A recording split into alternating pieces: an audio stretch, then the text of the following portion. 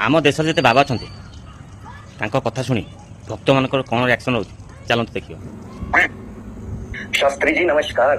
क्या आप हमें बताएंगे कि प्याज और लहसुन का जन्म कैसे हुआ? प्याज और लहसुन का जन्म गंदगी से हुआ, राक्षस के मल से हुआ। इसलिए वो गंधक उससे दुर्गंध बहुत आती।